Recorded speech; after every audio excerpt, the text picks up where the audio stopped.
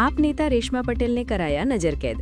આમ આદમી પાર્ટીના ગુજરાત પ્રદેશ મહિલા પ્રમુખ રેશમા પટેલને જૂનાગઢમાં કથિત રીતે નજરકેદ કરવામાં આવ્યા છે।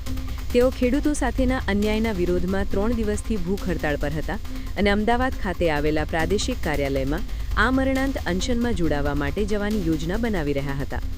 અહેવાલો મુજબ કથિત રીતે સરકારી આદેશો પર કાર્યવાહી કરતી પોલીસે તેમને તેમના નિવાસસ્થાનમાંથી બહાર નીકળતા અટકાવ્યા હતા। આ ઘટનાએ રાજ્યમાં વિરોધ કરવાના અધિકાર અંગે ટીકાઓને વેગ આપ્યો છે। રેશમા પટેલ એક જાણીતા રાજકીય અને સામાજિક કાર્યકર્તા છે, જેમનો વિવિધ કારણોસર ભૂખ હડતાળ સહિતના આંદોલનોમાં ભાગ લેવાનો અને તેનું નેતૃત્વ કરવાનો ઇતિહાસ છે।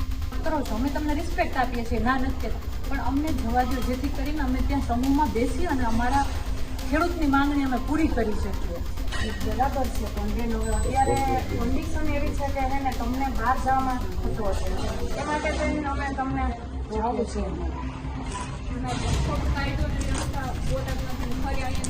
એવું બને અને પછી પરિસ્થિતિ વધારે બને એના કરતાં તમે સમજો કે અમારી કન્ડિશન અમે કોઈ સંજોગોમાં જવા જ નહીં।